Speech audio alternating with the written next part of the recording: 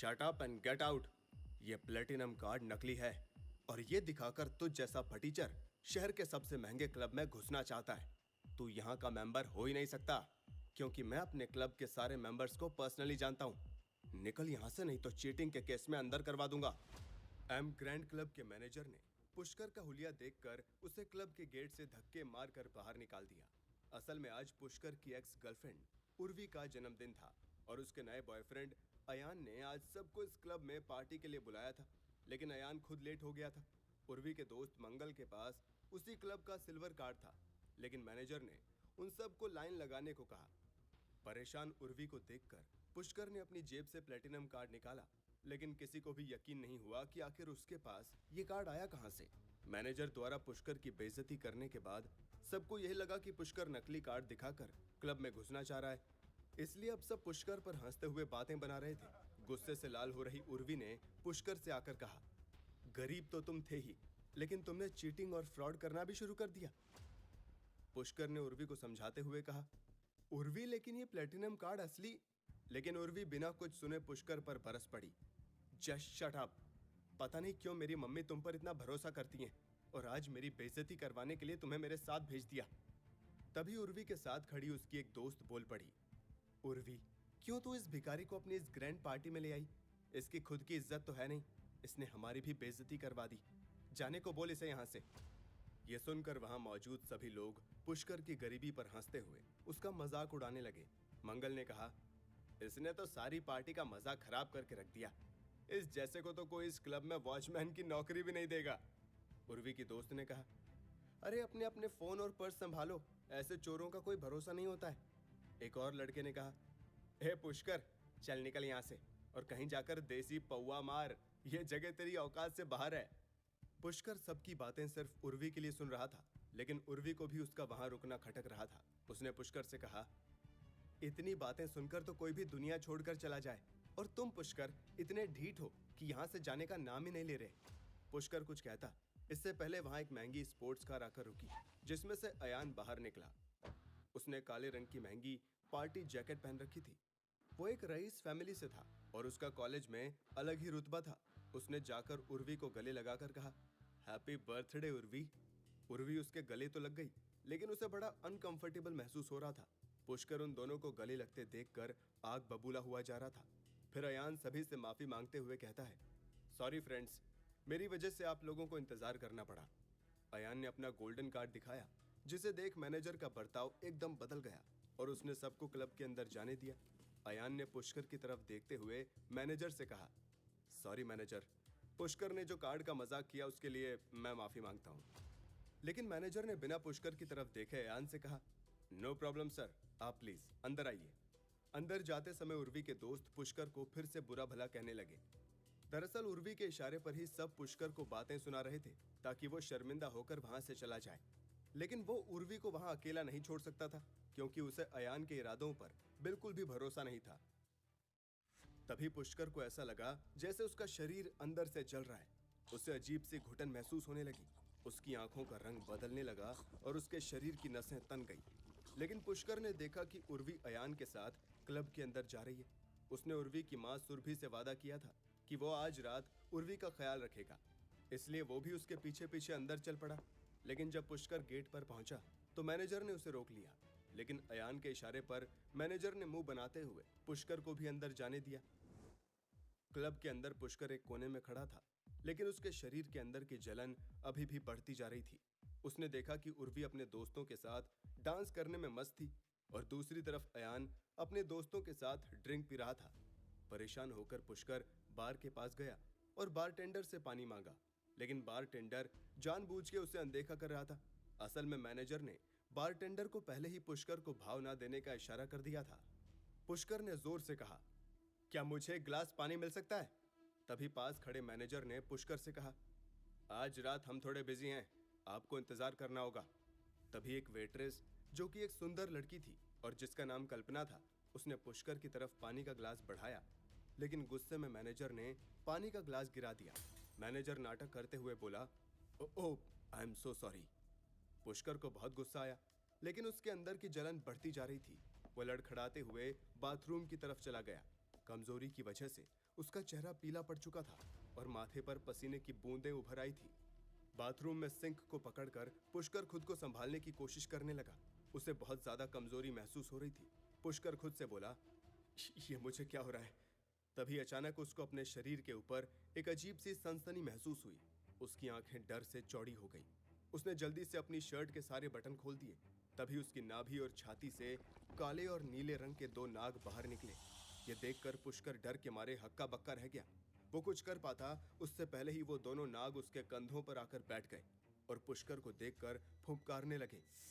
पुष्कर भी दोनों नागों को एक एक करके हैरानी से देखते हुए सोचने लगा, ये क्या है? ये दोनों नाग मेरे शरीर से बाहर कैसे आए? क्या इन्हें मेरे महादेव ने भेजा है? तभी दोनों नागों की आंखों से तेज रोशनी निकली और पुष्कर के सामने हवा में एक स्क्रीन सी जगमगाने लगी। पुष्कर ने जब स्क्रीन को ध्यान से देखा तो वो उसके अंदर की दुनिया को देखकर हैरान सा हो गया। उस दूसरी दुनिया में एक बहुत बड़ा युद्ध चल रहा था, जिसमें चारों तरफ नीले आग के गोले बरस रहे थे। तभी एक तेज आवाज गूंज उठी, सम्राट पुष्कर, आज तेरा और तेरे नागलोक का अंत करके मैं अपना शासन स्थापित करूंगा। इस आवाज से सारा नागलोक गूंज उठा। आसमान को घने काले बादलों ने घेर रखा था। बिजली की चमक और बादलों की गड़गड़ाहट से पूरा युद्ध क्षेत्र गूंज रहा था। ये इलाका ऊबड़ खाबड़ और अजीब था। यहाँ नुकीली चट्टानें और अजीब ढंग से मुड़े हुए पेड़ मौजूद थे। कुछ ही दूरी पर एक विशाल ज्वालामुखी था, जो हवा में लगातार जहरीली दहकती हुई नीली आग के गोले बरसा रहा था। ज्वालामुखी के हर विस्फोट के साथ जमीन कांपती जाती और हवा राख और सल्फर की तीखी गंध से भर जाती। सम्राट पुष्कर मजबूत कवच पहने हुए खड़े थे। उनके चेहरे पर गंभीरता के भाव थे। सम्राट पुष्कर ने हाथों में दो तलवारें थाम रखी थी, जिनमें से एक रहस्यमयी रोशनी निकल रही थी। ज्वालामुखी में से नीले और बहुत गर्म लावा के गोले निकल रहे थे। जो भी उन गोलों से टकराता वो पल भर में भस्म हो जाता। इस दहकते लावे ने दूर दूर तक के पूरे गांव और बस्तियों को नष्ट कर दिया था। सम्राट पुष्कर अपनी तलवार से लावे को गांव से दूर करते हुए सभी की रक्षा कर रहे थे। सम्राट पुष्कर की तलवार चलाने की गति इतनी तेज थी कि मिसाइल की स्पीड से आ रहे आग के गोले भी तलवार के वार से दूर जाकर गिर रहे थे। अचानक आसमान में तेज बिजली चमकी, जमीन थरथराने लगी। ज्वालामुखी ने गोलों की बारिश बंद कर दी। उसके भीतर तेज गड़गड़ाहट हो रही थी। इस वक्त का मंजर ऐसा लग रहा था मानो ज्वालामुखी अपने सबसे घातक हथियार को चलाने की तैयारी कर रहा हो। तभी अचानक सम्राट पुष्कर की तलवारें चमकने लगी और अगले ही पल वो दो काले नागों में बदल गई। एक नाग फुफकारता है और पुष्कर से कहता है, सम्राट पुष्कर, आप जल आकर्षण की शक्ति का प्रयोग करें।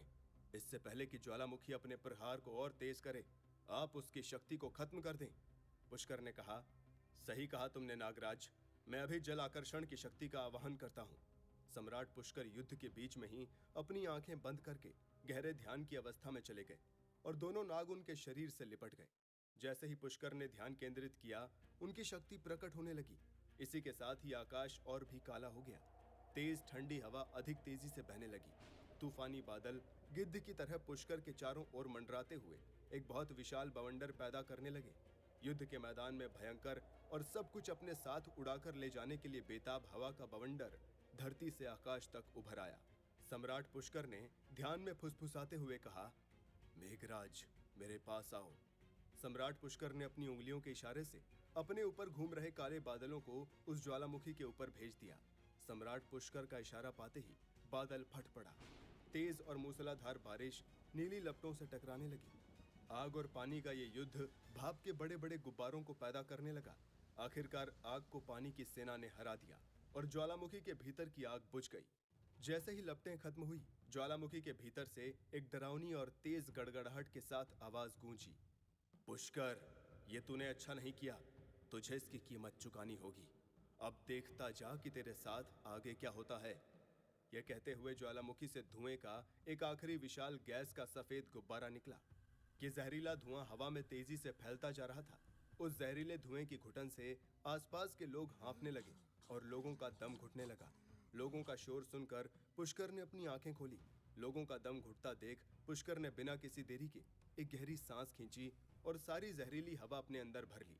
उस जहरीले धुएं की वजह से सम्राट पुष्कर का शरीर बिल्कुल सफेद हो गया और वो बेहोश होकर जमीन पर गिर पड़े। उनके गिरते ही सारी हवा साफ हो गई थी और अब सब खुलकर सांस ले पा रहे थे। अपने रक्षक को धरती पर गिरा हुआ देखकर लोग उनकी तरफ दौड़े। लोगों की भीड़ जय जयकार करते हुए पुष्कर के पास खड़ी हो गई। सम्राट पुष्कर की जय हो, नागलोक के रक्षक की जय हो। एक आदमी परेशान होकर बोला, क्या हुआ हमारे सम्राट को? एक औरत रोते हुए बोली, हमारे सम्राट ने हमें बचाने के लिए अपनी जान की बलि दे दी। इनके बिना अब हम क्या करें?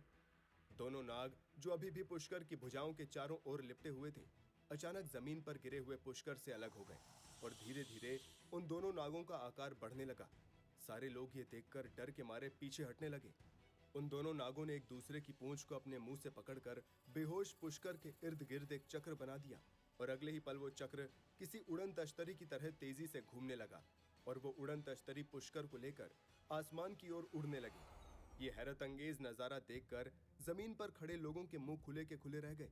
आसमान से बादल हट गए और एक बहुत बड़ा सुनहरा नागों का बिल दिखाई देने लगा और अगले ही पल वो उड़न तश्तरी उस बिल के अंदर चली गई। नीचे मौजूद लोग हैरान होकर ये सब देख रहे थे और फिर सम्राट पुष्कर के नाम की जय जयकार से सारा नागलोक गूंज उठा। बाथरूम में एक झटके से वो स्क्रीन गायब हो गई और पुष्कर वापस अपने वर्तमान में लौट आया। उसके मन में कई सवाल थे। उसने हड़बड़ाहट में दोनों नागों को देखते हुए कई सारे सवाल एक साथ पूछ लिए। क्या सच में मैं कोई सम्राट हूँ? क्या नागलोक में मेरी मौत हो चुकी है? क्या तुम दोनों को मेरे महादेव ने भेजा है? क्या ये मेरा नया जन्म है? तुम दोनों कब से मेरे शरीर के अंदर हो? और जो मेरे अंदर से कभी कभी आवाज आती है, क्या वो तुम दोनों की है? आखिर मेरे साथ ये क्यों हो रहा है? बताओ मुझे, प्लीज बताओ। एक एक पल की खामोशी पुष्कर की जान ले रही थी, लेकिन अगले ही पल एक नई मुश्किल ने पुष्कर को घेर लिया। वो टेंशन में आकर सोचने लगा, अगर किसी ने मेरे कंधों पर दो दो नाग देख लिए तो वो लोग मेरे बारे में क्या सोचेंगे?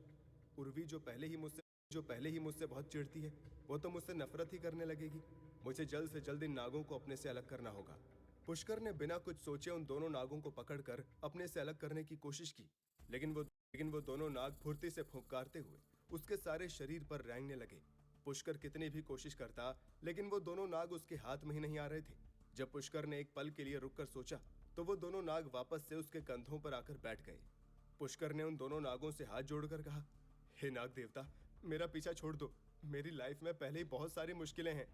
तभी नीले नाग ने फुंकार कर कहा, पुष्कर, हम तुम्हारी सारी मुश्किलें दूर कर देंगे। और तभी जोर से बाथरूम का दरवाजा खुलने की आवाज आई। पुष्कर कुछ करता उससे पहले ही उसने अपने सामने उर्वी के दोस्त मंगल को अंदर आते हुए देखा। पुष्कर चाहकर भी दोनों नागों को अपने से अलग नहीं कर पा रहा था, लेकिन जब पुष्कर ने मंगल को देखा तो मंगल की आंखें पुष्कर पर ही जमी हुई थी। क्या मंगल ने पुष्कर के कंधों पर दोनों नागों को देख लिया था? क्या करेगा पुष्कर अपने आप को और बेइज्जती से बचाने के लिए? नागलोक का युद्ध सच में हुआ था या वो बस एक भ्रम था? और क्यों आए हैं ये दोनों नाग पुष्कर के पास? जानने के लिए सुनिए कहानी का अगला एपिसोड सिर्फ पॉकेट एफएम पर।